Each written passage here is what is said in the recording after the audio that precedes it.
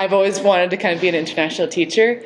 I grew up abroad in Thailand, and then before that it was Oregon, but most of my good experiences and most of my world cultural experiences come from living in other countries.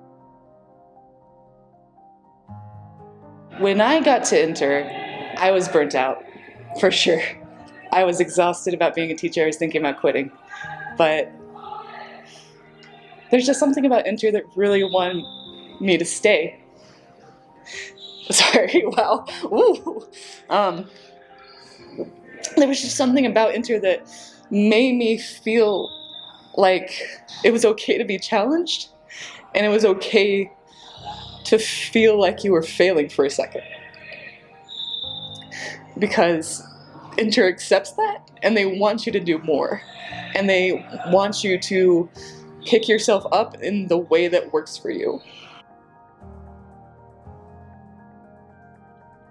I feel like the Guatemalan kids here have just been, there's something else, I'll tell you what. Like, compared to Egypt or compared to the States or even compared to when I was living in Thailand, there was a little bit of a separation between us versus them. But these kids just want to be there with you. And I think that that is such a fun thing to do, because I joke a lot in my classroom and I make a lot of sarcastic comments. And it feels so much more like a family feeling opposed to a separation. And the kids here have also been the most honest that I've had anywhere, where if they don't like something, they'll tell you, and they'll tell you in a sincere way, and not in a sincere way, in an honest way. And I think that that is super valuable in that regard.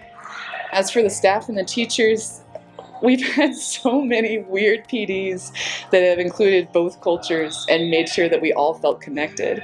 And I think that that is really, really fun. Like, I carved pumpkins with Guatemalan teachers who had never carved pumpkins before.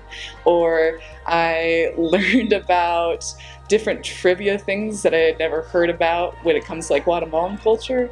And I think that that's made me want to stay longer than my contract, honestly, because of those connections.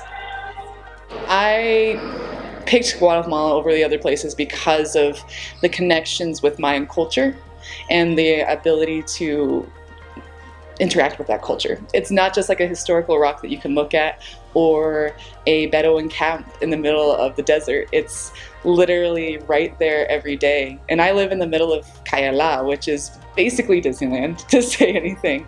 But you see Mayan culture embedded into everything.